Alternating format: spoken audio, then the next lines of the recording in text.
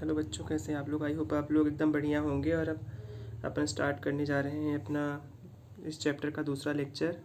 सो शुरू करते हैं बच्चों। थोड़ा सा वो मेरा लेक्चर आधे में रुक गया था, पर इतना मैनेज कर दीजिएगा। अब हम अपन यहाँ से पढ़ेंगे, किडनी के स्ट्रक्चर में ही पढ़ रहे हैं अपन अभी सब चीज़ डिटेल।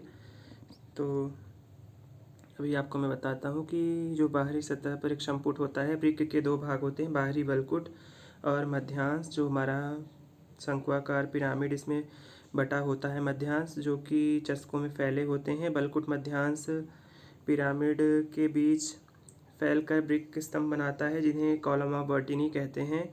और प्रत्येक वृक्क में लगभग 10 लाख जटिल नलिकाकार संरचना नेफ्रॉन पाए जाते हैं। मतलब ईच किडनी में अगर आपसे पूछे कि किडनी में कितने मतलब वृक्काणु नेफ्रॉन पाए जाते हैं, तो आपको बोलना पड़ेगा 20 लाख।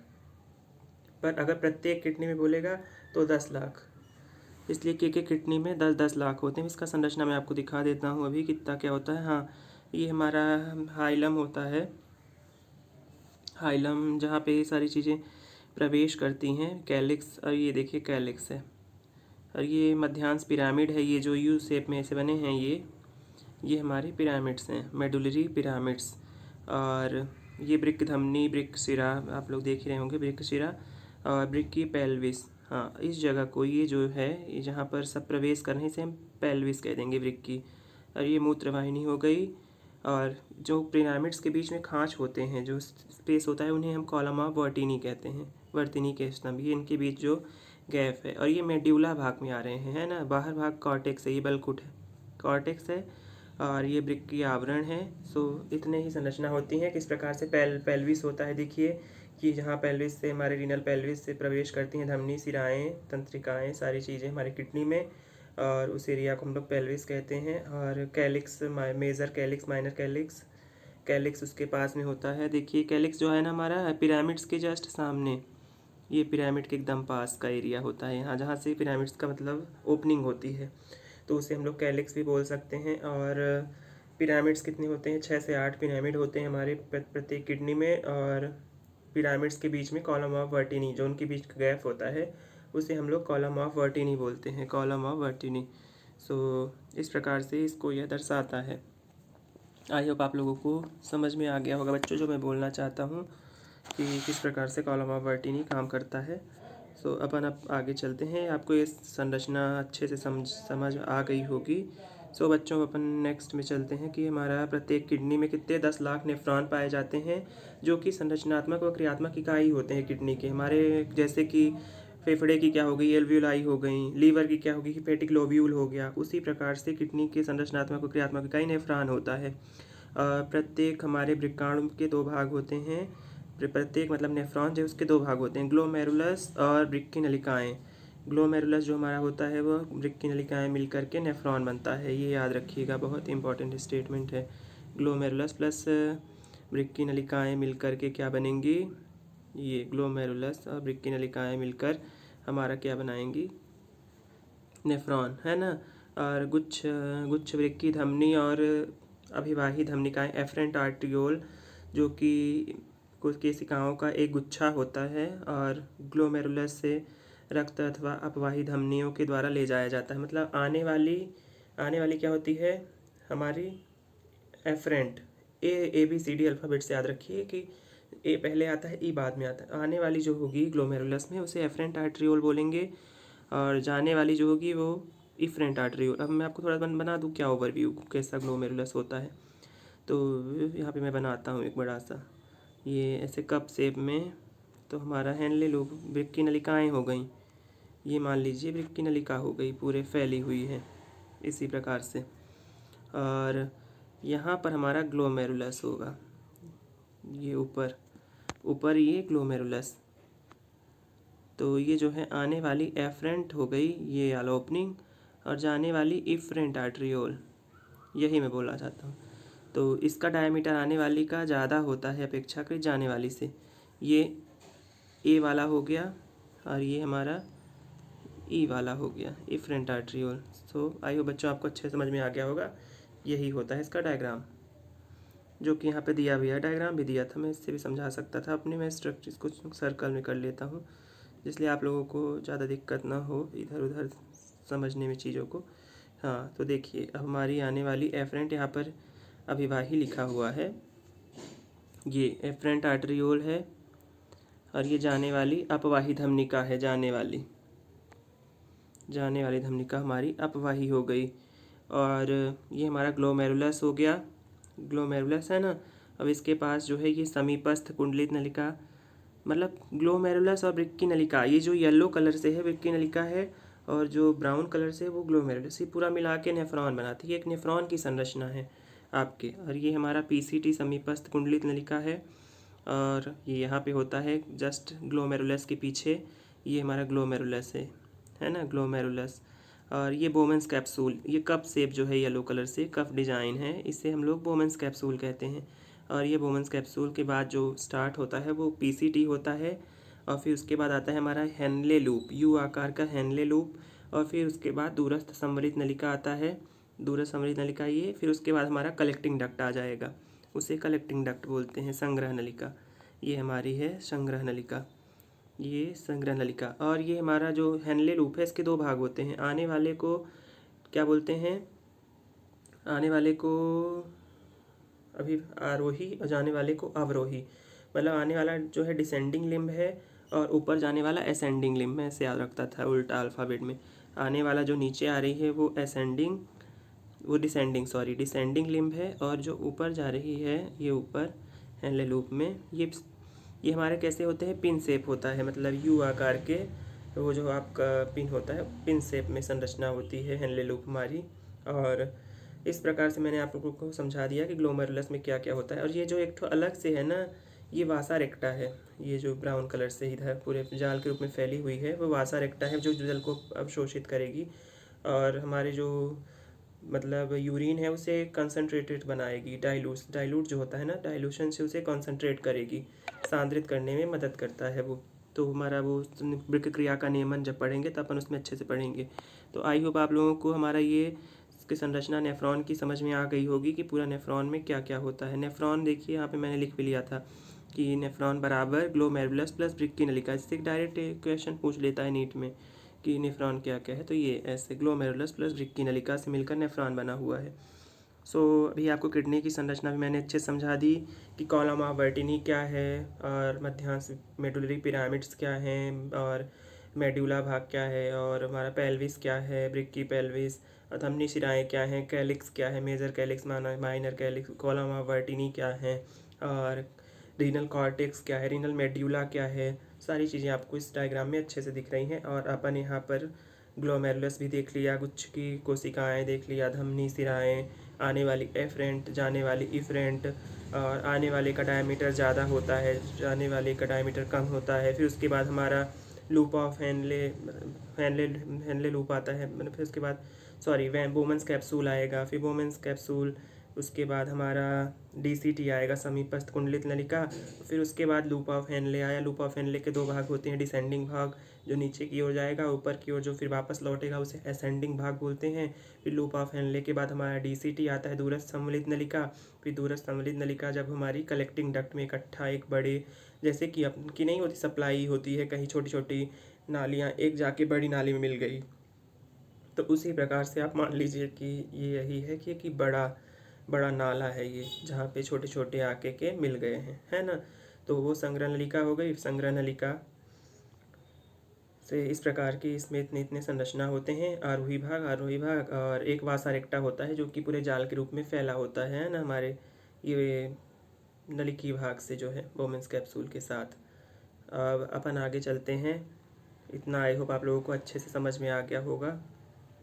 सो अब यहाँ पर हमारा केवल वोमेंस कैप्सूल अथवा मेल्पीजियन बॉडी। अब मेल्पीजियन बॉडी किसे बोलते हैं, तो जो हमारा ग्लोमेरुलस है प्लस वोमेंस संपुट, वोमेंस कैप्सूल, ये दोनों मिलकर के मेल्पीजियन बॉडी बनाते हैं। इसमें बहुत डाउट रहता है आपका कि नेफ्रॉन पूछ लिया तो उसमें हमारा क्या हो गया, ग्लोमेरुलस प्लस वृक्की नलिका, और अगर मेल्पीजियन बॉडी पूछ लिया, मेल्पीजियन बॉडी, तो वो ग्लोमेरुलस प्लस वोमेंस कैप्सूल। तो ये हमारा ग्लोमेरुलस, और जो हमारे वोमेंस कैप्सूल होते हैं यू शेप होता है, ये यू आकार का जो हेनले लूप होता है उसमें उसकी जो ये कवरिंग सेल्स होती हैं इसमें, तो कौन सी उपकला पाई जाती है, पोडोसाइट, इन सेल्स को अपन पोडोसाइट कहते हैं, जो कि इसमें पाई जाएंगी। सो यहाँ पे मैंने लिखा है कि बोमेंस कैप्सूल की उपकला पोडोसाइट कहलाती है। और बोमेंस कैप्सूल के बाद क्या स्टार्ट होता है, तो उसके बाद तो पीसीटी आता है, समीपस्थ कुंडलित नलिका। ये अब अपन एक पर्टिकुलर छोटा सा भाग अब ले लिए हैं ऊपर का। और देखिए अपन का ये आर्टरियोल जो है, आने वाली अभिवाही और जाने वाली अपवाही। तो आने वाली क्या है, एफरेंट, एफरेंट, और जाने वाली इफरेंट। तो यही यहाँ पर बताया गया है, अभिवाही नलिका और ये अपवाही नलिका। सो इसके बाद हमारा ये बोमेंस कैप्सूल है, बोमेंस संपुट। ये जो यू कप शेप संरचना है, ये ब्लू कलर से, स्काई ब्लू, ये अपन का पूरा बोमेंस कैप्सूल है ना, इसको याद रखिएगा, बोमेंस कैप्सूल। फिर इसके बाद यहाँ से हमारा समीपस्थ कुंडलित नलिका स्टार्ट हो जाता है, ये पीसीटी यहाँ पे लिखा हुआ है। और ये जो बोमेंस कैप्सूल की सेल्स हैं, ये कोशिकाएं हैं जो इसके अंदर, ये पोडोसाइट कहलाती हैं। और ये तो हमारा ग्लोमेरुलस है पूरा, ये पूरा इतना ग्लोमेरुलस है जो रेड कलर से बना हुआ है। तो आई होप ये आपको समझ में आ गया होगा इतना। और मेल्पिजियन बॉडी किसे कहते हैं आप लोग जल्दी बताइए मुझे जल्दी से। तो हमारा Bowman's glomerulus plus Bowman's capsule मिल करके मेल्पिजियन बॉडी बनाते हैं। ग्लोमेरुलस प्लस वोमेंस कैप्सूल मिलकर मेल्पिजियन बॉडी। और हमारा नेफ्रॉन क्या है, नेफ्रॉन क्या होता है, नेफ्रॉन आपका होता है हमारा ग्लोमेरुलस प्लस ब्रिक्की नलिका, मतलब उसमें सब कुछ आ जाता है कि पीसीटी, डीसीटी, यू आकार का हेनले लूप, बोमेंस कैप्सूल, सारी संरचना उसमें आ जाती है। और जो ये होता है मेल्पिजियन बॉडी होता है, इसमें ग्लोमेरुलस के साथ पर्टिकुलर केवल यू आकार का आपका हेनले लूप बस आएगा। उसे सॉरी यार, मैं यही हेनले लूप बार बार बोल देता हूँ। यू मतलब आपका बोमेंस कैप्सूल कप शेप जो आता है वो आता है। बच्चों मैनेज कर लीजिएगा, मेरे निकल गया, मेरे मतलब पता नहीं क्यों ऐसे सेट हो गया है। ग्लोमेरुलस प्लस वोमेंस कैप्सूल बराबर ब्रिक्की कणिका या मेल्पिजियन बॉडी, इसका मैंने यहाँ पे लिख लिया था। आप लोग भी ऐसे चीज़ों को हाईलाइट करके लिख लिया करिए, ये ग्लोमेरुलस प्लस वोमेंस कैप्सूल बराबर मेल्पिजियन बॉडी, इसलिए कि अभी आपको लग रहा है कि नहीं भूलेगा, पर जब वो सम एग्ज़ाम में सब चीज़ें बहुत डाउट होती हैं इनमें, छोटी छोटी चीज़ें, इसलिए कि अपन के पास इतना सारा टाइम नहीं होता कि चीज़ों को हम बहुत अच्छे से सोच पाएँ, रिकॉल कर पाएँ। और इतना ज़्यादा समय अगर होता तो फिर क्या ही कहना था, फिर तो सबसे क्वेश्चन हो जाते। तो जल्दी जल्दी में बच्चों हड़बड़ी में अपन से लगता है कि क्या था, मतलब मिक्स हो जाती हैं चीज़ें। पर इनको अगर आप लिख के कहीं अच्छे से एक बार, दो बार, चार बार अगर देखे हैं, दिमाग में रखे हैं, तो मिक्स नहीं होंगी, फिर आपका एकदम क्लियर आप बता सकते हो। अब ब्रिक नलिका दोहरी झिल्ली युक्त प्यालेनुमा वोमेंस कैप्सूल से प्रारंभ होता है। ब्रिक की नलिका जो है ना, ग्लोमेरुलस तो अलग हो गया, पर जो ब्रिक की नलिका है वो हमारी कहाँ से स्टार्ट हो रही है, हेनले कैप्सूल, हेनले हेनले नहीं, वोमेंस कैप्सूल, फिर से मैं हेनले लूप बोलने वाला था। तो ये झिल्ली नुमा एक प्याले नुमा संरचना वोमेंस कैप्सूल से प्रारंभ होती है, जिसके भीतरी में ग्लोमेरुलस होता है और गुच्छ और वोमेंस कैप्सूल मिलकर ब्रिक की कणिका मतलब कार्पल्स बनाते हैं, जिसे मेल्पिजियन टिब्यूल्स, मेल्पिजियन नलिका बोलते हैं। और वोमेंस संपुट से एक अतिकुंडलित समीपस्थ समलित नलिका प्रारंभ होता है। इसके बाद जो है हमारा हेयर पिन आकार की संरचना हेनले लूप प्रारंभ होता है, और जिसके आरोही व अवरोही भाग होते हैं, डिसेंडिंग व असेंडिंग भाग होते हैं। और आरोही भुजा से एक अतिकुंडलित नलिका दूरस्थ समलित नलिका प्रारंभ होती है, और अनेक वृक्काणुओं की दूरस्थ समलित नलिकाएं एक सीधी संग्रह नलिका में खुलती हैं, और अनेक संग्रह नलिकाएं मिलकर के चस्कों के बीच में स्थित मध्यांश पिरामिड से गुजरती हुई वृक्की श्रोणी, जो हमारे वृक्की पेल्विस है, तो में खुलती है। और वृक्की, फिर उसके बाद क्या होगा, वृक्की कणिका, समीपस्थ सम्मिलित नलिका और दूरस्थ सम्मिलित नलिका आदि जो है वृक्क के हमारे किस भाग में होते हैं, कॉर्टेक्स भाग में। ये हमारे कॉर्टेक्स भाग में, जबकि लूप ऑफ हेनले जो होता है वो वृक्क के मध्यांश में होता है। अभी हम लोगों ने जो ये पूरा थ्योरी पढ़ी है वो आपको मैंने डायग्राम से समझा दिया था नेफ्रॉन की, कि कैसे कैसे कहाँ से हमारा वो आया, वोमेंस कैप्सूल हुआ, उसके बाद पीसीटी शुरू हुआ, समीपस्थ सम्मिलित नलिका, फिर हेनले लूप हुआ, हेनले लूप में डिसेंडिंग भाग, फिर असेंडिंग भाग, फिर उसके बाद हेनले लूप के असेंडिंग भाग के बाद हमारा दूरस्थ सम्मिलित नलिका स्टार्ट हुआ। और दूरस्थ सम्मिलित नलिका जो है तो हमारा वो क्या हुआ, उसके बाद दूरस्थ सम्मिलित नलिका के बाद संग्रह नलिका मिल गई, कलेक्टिंग डक्ट। तो ये चीज़ें यहाँ पे लिखी हुई हैं भाई। और यहाँ पर ये इंपॉर्टेंट जो बता रहा है अभी कि वृक्काणु की वृक्क कणिका, मतलब जो हमारी वृक्काणु की वृक्क कणिका है, और वृक्क कणिका मतलब मेल्पिजियन बॉडी है ना, मेल्पिजियन बॉडी मतलब ग्लोमेरुलस प्लस ये यहाँ पे बोमेंस कैप्सूल लिखने के जगह पर वृक्क की कणिका लिख दिया है। तो मतलब आपका सारी जो चीज़ें हैं हमारी नेफ्रॉन की वो कॉर्टेक्स भाग में होती है, केवल हेनले लूप के अलावा। लूप ऑफ हेनले जो है वो मध्यांश में होता है, वो अंदर धंसा हुआ होता है।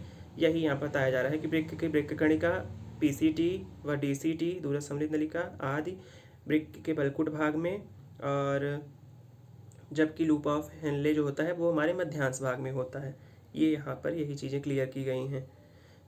अधिकांश वृक्काणु के हेनले लूप बहुत छोटे होते हैं और मध्यांश में बहुत कम धसे होते हैं। ऐसे हमारे वृक्काणु को,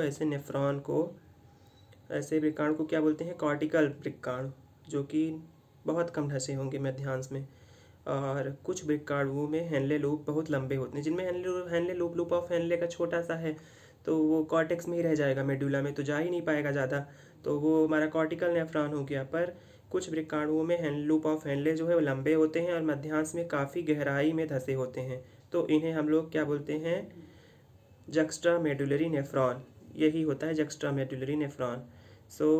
अब अपन ये यहाँ पे इतना देख लिए। और हमारे वृक्कों द्वारा प्रति मिनट 1100 से 1200 ml रक्त का फिल्ट्रेशन किया जाता है। और वासा रेक्टा किसकी शाखा है? तो परिनलिका केशिका जाल की शाखा है वासा रेक्टा, ये याद रखिएगा। और प्रत्येक 1100 से 1200 ml पर मिनट हमारा जो है रक्त निस्यंद किया जाता है वृक्कों द्वारा। और वासा रेक्टा की जो शाखा है उसे परिनलिका केशिका जाल बोलते हैं। हमारा बैटरी बहुत कम बच्चों, थोड़ा सा ही पैराग्राफ कंप्लीट हो जाए। गुच्छ से निकलने वाली अपवाही धमनिका वृक्क की नलिका के चारों ओर केशिका नली जाल बनाती है, जिसे परिनलिका केशिका जाल कहते हैं। और इस जाल से निकलने वाली एक सूक्ष्म नलिका, जिसे हेनले लूप के समानांतर यू आकार की संरचना वासा रेक्टा बनाती है। और बलकुटी वृक्काणु में वासा रेक्टा बहुत कम होते हैं। वासा रेक्टा जो बलकुटी वृक्काणु है उनमें वासा रेक्टा या तो अनुपस्थित या बहुत ह्रासित होते हैं, बहुत कम होते हैं। पर जो हमारे और नेफ्रॉन होते हैं उनमें बहुत ज़्यादा होते हैं वासा रेक्टा, जो कॉर्टिकल नहीं मेडुलरी नेफ्रॉन होते हैं उनमें। तो यह क्या बताया गया है कि एक वृक्क की नलिका के चारों ओर एक केशिका जाल होता है, जिसे परिनलिका केशिका जाल कहते हैं ना, गुच्छ नलिका के चारों ओर, और परिनलिका केशिका जाल कहते हैं। और धमनियों नलिकाओं के चारों ओर जो इस प्रकार का होता है, इनमें एक सूक्ष्म हेनले लूप के समानांतर जब यू आकार का जाएगा तो उसे वासा रेक्टा कहा जाएगा। और ये कॉर्टिकल नेफ्रॉन में कम और ज़्यादा उसमें होते हैं। वासा रेक्टा किसकी शाखा है? तो वासा रेक्टा वही परिनलिका के इसका जाल वही ना है, वहाँ पे बस यू आकार के जहाँ हेनले लूप के पास है उसे वासा रेक्टा कह दिया गया है। बलकुटी वृक्काणु में यह वासा रेक्टा अनुपस्थित या अत्यधिक अपरासित होती है। बच्चों थैंक यू। चैनल को लाइक कर दीजिए और शेयर, मतलब वीडियो को लाइक कर दीजिए, सब्सक्राइब चैनल को मेरे कर लीजिए और शेयर करिए अपने फ्रेंड्स और फैमिली मेम्बर के साथ। और बच्चों देखा करिए अच्छे से, जो आपको चीज़ें कहाँ डाउट लगे तो आप बता सकते हैं। थैंक यू बच्चों। तो वीडियो को सब्सक्राइब किए बिना मत जाना।